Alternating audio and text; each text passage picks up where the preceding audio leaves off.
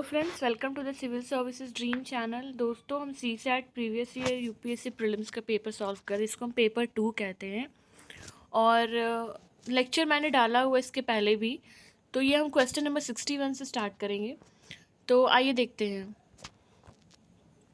Passage 1, India has suffered from persistent high inflation. India जो है वो सफ़र कर रहा है, हाई इन्फ्लेशन से करता है। इंक्रीज इन एडमिनिस्ट्रेड प्राइसेस बढ़ते हैं, डिमांड सप्लाई इम्बैलेंस हो जाते हैं, इंपोर्ट जो करते हैं उसमें भी इन्फ्लेशन होती है, फिर रुपी डिप्रिसिएशन करती है, and speculation have combined to keep high inflation going. अगर कोई कॉमन एलिमेंट सारी चीज़ों में रहती है तो वो इकोनॉमिक रिफॉर्म्स के आउटकम्स में सारे होते हैं। इंडिया की जो वल्नरेबिलिटी है to that effect of changes international prices has increased. दोस्तों, जो वल्नरेबिलिटी है वो बढ़ जाती है, वल्नरेबल हो जाते हैं मतलब वोलेटाइल हो जाते हैं। इंटरनेशनल प्राइसेस में भी चेंजेस आने लगते हैं, इंक्रीज होते हैं। Trade liberalisation, the effort to reduce the subsidies has resulted in a continuous increase in the prices of the commodities that are administered. और कह रहा है कि जो सब्सिडीज़ के रिड्यूस करना होता है यानी कम करना होता है, उसकी वजह से क्या होता है, रिजल्ट होता है कि कॉन्टीन्यूअस इंक्रीज करते हैं प्राइसेस ऑफ द कमोडिटीज़ जो कि एडमिनिस्ट्रेट किए जाते हैं। तो हमसे सवाल ये पूछा जा रहा है कि आपको बताना है कि most logical and rational crucial message that is implied in the above passage. तो दोस्तों, हम देखेंगे फर्स्ट ऑप्शन देखेंगे तो इसमें कह रहा है कि under the present circumstances India should completely avoid all the trading liberalisation policies and all subsidies. दोस्तों, मैंने आपको पहले ही बोला है, ऑल वाले ऑप्शंस जो होते हैं वो आप रिड्यूस कर दीजिए, हटा दीजिए। तो यहाँ पे दो ऑल आ गए हैं, कम्प्लीटली आ गया है। तो बहुत बहुत ज़्यादा एक्सट्रीम लाइन है ये, तो इसे डिलीट कर देंगे, मतलब एलिमिनेट कर देंगे। दूसरा ऑप्शन कह रहा है कि due to its peculiar socio economic situation India is not yet ready for trade liberalisation process. दोस्तों, इंडिया की कंडीशन इतनी ख़राब नहीं है जैसा ये ऑप्शन में कह रहा है।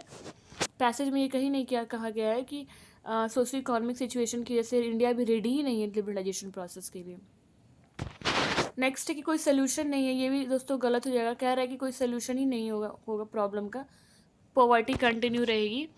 तो दोस्तों, ऑप्शन हो जाएगा D, economic reforms can often create a high inflation in economic reforms करने के बाद भी इन्फ्लेशन हो सकता है हाई इकोनॉमी में। नेक्स्ट दोस्तों, पैसेज कह रहा है कि कोई भी जो राइट होता है वो एब्सोल्यूट नहीं होता है, पूरे फॉर्म में नहीं होता है, एक्सक्लूसिव नहीं होता। जो राइट होता है पर्सनल प्रॉपर्टी का, similarly has to be perceived in the larger context of its assumed legitimacy. उसको भी हमें ब्रॉडर कॉन्सेप्ट, लार्जर कॉन्सेप्ट में देखना पड़ता है। जो राइट होती है पर्सनल प्रॉपर्टी की, उसको यूनाइट कर देना चाहिए प्रिंसिपल ऑफ लिबर्टी से and with that of the equality के साथ, and both with the principle of cooperation. मतलब कोऑपरेशन, इक्वालिटी, लिबर्टी सबको यूनाइट कर देना चाहिए। ठीक है, तो सवाल पूछा है कि आपको बताना है पैसेज देख के कि मोस्ट कन्विंसिंग एक्सप्लेनेशन क्या है। दोस्तों, ये जो हाईलाइटेड वर्ड्स हैं ये बहुत ज़रूरी है कि ये क्या कह रहे हैं। तो आपको ये कह रहा है कि आपको ऑप्शंस देख के बताना है कि आप सबसे ज़्यादा कन्विंस्ड किससे हुए। ठीक है,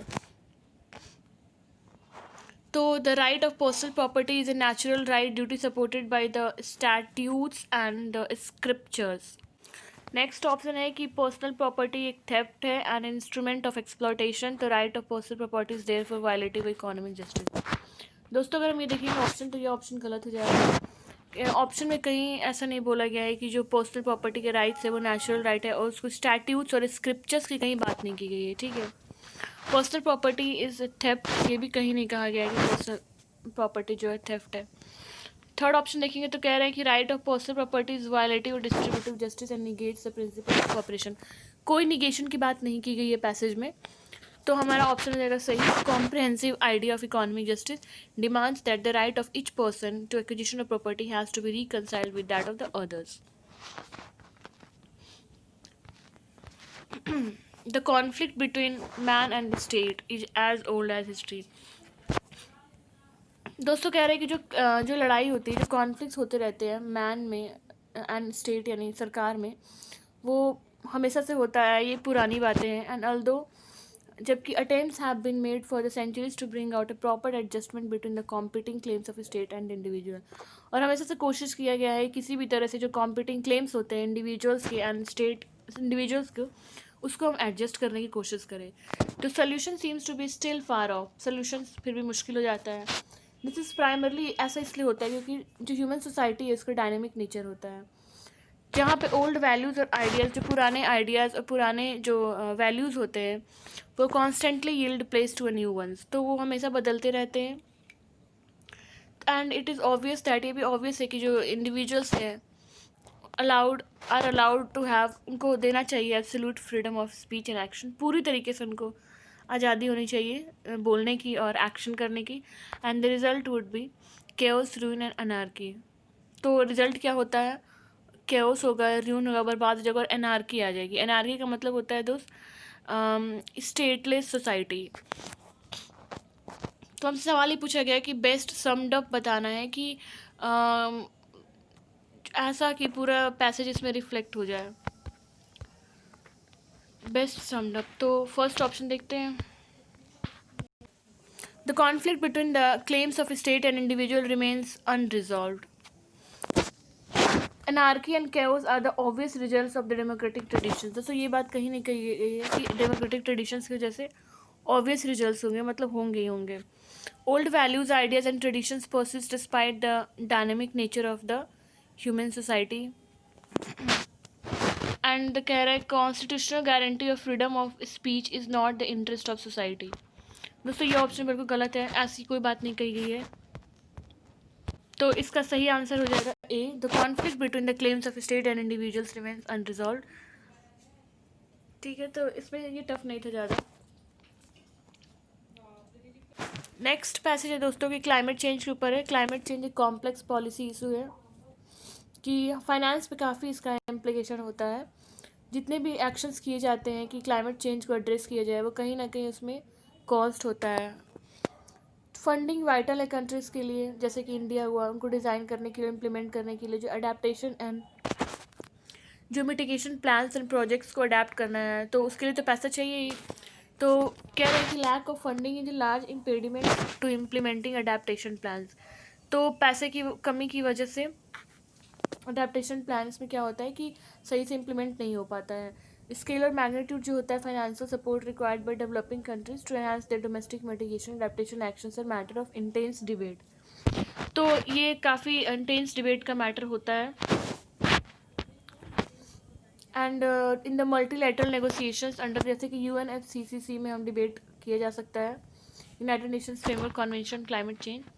and the convention squarely puts responsibility for provision of कि डेवलप्ड कंट्रीज जो होती हैं वो पैसे से हेल्प करें डेवलपिंग कंट्रीज़ को, taking into account the contributions to stock the, किसी भी तरह ग्रीन हाउस गैसेस को स्टॉक किया जाए एटमॉस्फेयर में। तो जो मैग्नीट्यूड है टास्क और पैसे का जो ज़रूरत है, तो domestic finances are likely to fall short of the current and projected needs of the developing country के पास नहीं है। Global funding through the multilateral mechanisms of the convention will enhance the domestic capacity to finance the mitigation efforts. तो global funding होगी जब सारे लोग पैसा देंगे डेवलपिंग कंट्रीज़ को, तो वो अपनी कैपेसिटी, डोमेस्टिक कैपेसिटी बढ़ाएंगी और मिटिगेशन एफर्ट्स में हेल्प होगा। तो वही देखते सवाल क्या है। ओके दोस्तों, क्वेश्चन पूछ रहा है कि आपको अकॉर्डिंग टू द पैसेज के अकॉर्डिंग आपको बताना है कि कौन सा मैटर इंटेंस डिबेट है in the multilateral negotiations under the UNFCCC regarding the role of developing countries in climate change. तो scale and size of required financial support, the crop loss due to climate change in developing countries, and to enhance the mitigation and adaptation actions in the developing countries. तो दोस्तों अगर हम option देखें, जो option 2 है इसे हम eliminate कर सकते हैं, क्योंकि कह रहा है कि क्रॉप लॉस की बात नहीं कही गई है पैसेज में। And size and scale of the required financial support पे बिल्कुल, and to enhance the mitigation and adaptation actions in the developing country, बिल्कुल सी। तो ऑप्शन रहेगा C 1 and 3। फिर पूछ रहा है दोस्तों कि पैसेज में convention puts responsibility for the provision of financial support to the developed countries because of, जो कन्वेंशन है ये पूरा ये पुट करता है रिस्पॉन्सिबिलिटी डेवलप्ड कंट्रीज़ पे कि वो पैसे सपोर्ट करे, फाइनेंस सपोर्ट करे। क्यों? फर्स्ट ऑप्शन कह रहा है कि their higher level of per capita income, उनका पर कैपिटा इनकम ज़्यादा है इसीलिए उनको सपोर्ट करना चाहिए। उनके क्वांटम ऑफ जीडीपी ज़्यादा है इसलिए सपोर्ट करना चाहिए। या फिर देयर लार्ज कंट्रीब्यूशन, या उन्होंने ग्रीन हाउस गैसेस में कंट्रीब्यूशन ज़्यादा किया है इसीलिए उनको सपोर्ट करना चाहिए। तो दोस्तों इसका करेक्ट आंसर हो जाएगा C3 ओनली, कि उन्होंने ग्रीन हाउस गैसेस में कंट्रीब्यूशन ज़्यादा किया है इसीलिए। दोस्तों पैसेज के अकॉर्डिंग ये नहीं लिखा है कहीं भी कि जो डेवलप्ड कंट्रीज़ हैं उनके पास बहुत पैसा है, पर कैपिटा इनकम ज़्यादा है, उनकी जीडीपी ज़्यादा है, इसीलिए उनको मदद करनी चाहिए। क्योंकि उस प्रॉब्लम क्लाइमेट चेंज की है, तो इसमें कहा है कि हाँ उन्होंने ग्रीन हाउस गैसेस वगैरह बहुत ज़्यादा इमिट करके उन्होंने डेवलप्ड हुए हैं, तो इसकी वजह से उनको उन्होंने जो नुकसान किया है वो उसका भरपाई करें। With regards to developing countries, it can be inferred from the passage that climate change is likely to have implications on their domestic finances, capacity for multilateral trade.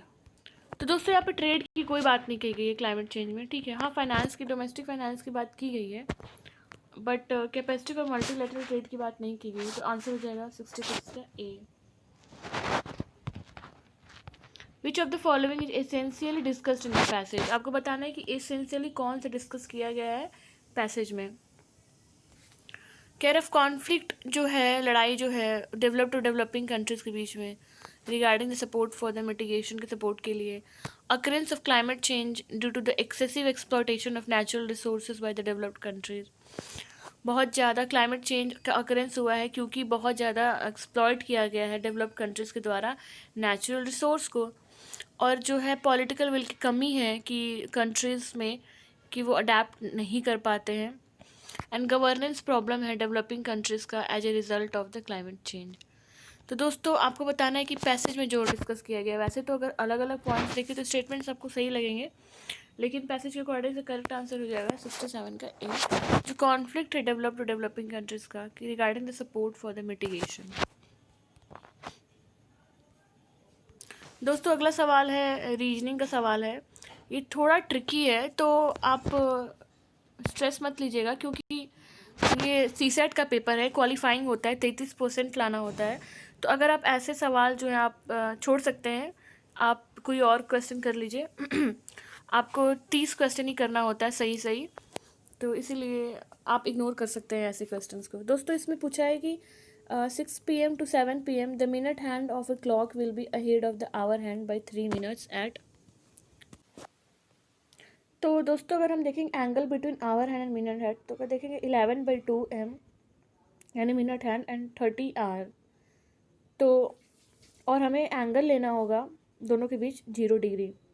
तो दोस्तों इसका इक्वेशन ऐसे बनेगा 11/2 M minus 30 × 6 is equal to 0 degree. तो ये आपको M हो जाएगा 360/11, और ये इसको ऐसे लिख सकते हैं 32 8/11 मिनट। तो दोस्तों इसमें हो जाएगा 32 8/11 आवर्स प्लस 3 मिनट, क्योंकि 3 मिनट्स अहेड है, तो इसका करेक्ट आंसर आ जाएगा 3 × 6 36 आवर्स 6 आवर्स 36 मिनट अप्रॉक्स। ये भी अप्रॉक्स में रहेगा, तो मुझे ये थोड़ा सा ट्रिकी लगा, बाकी आप देख लेना। नेक्स्ट है कि 5 टास्क है, 5 पर्सन्स हैं। दोस्तों इसमें है कि टास्क 2 अगर दिया जाता है थर्ड और फोर्थ पर्सन को, तो वो 2 वेज आएगा, ठीक है। और अगर टास्क 1 देते हैं थर्ड, थोड़ा ट्रिकी, आप इसे 2 बार सुन लेना अगर आपको प्रॉब्लम हो पहली बार में समझने में। तो दोस्तों टास्क 1 अगर हम देते हैं थर्ड को फोर्थ को, तो टास्क 1 दिया जाएगा फोर्थ और फिफ्थ को, यानी 2 वेज आएगा। और अगर टास्क 2 दिया जाता है फोर्थ पर्सन को, तो टास्क 1 दिया जाएगा थर्ड और फिफ्थ को 2 वेज, इसमें भी 2 वेज आएगा। तो दोस्तों इसमें जो रिमेनिंग 3 टास्क रह जाते हैं वो 3 पर्सनस को दिए जाते हैं, यानी कि 3 फैक्टोरियल। तो 3 का फैक्टोरियल क्या होगा 3 × 2 × 1, यानी 6 वेज आ रहे हैं।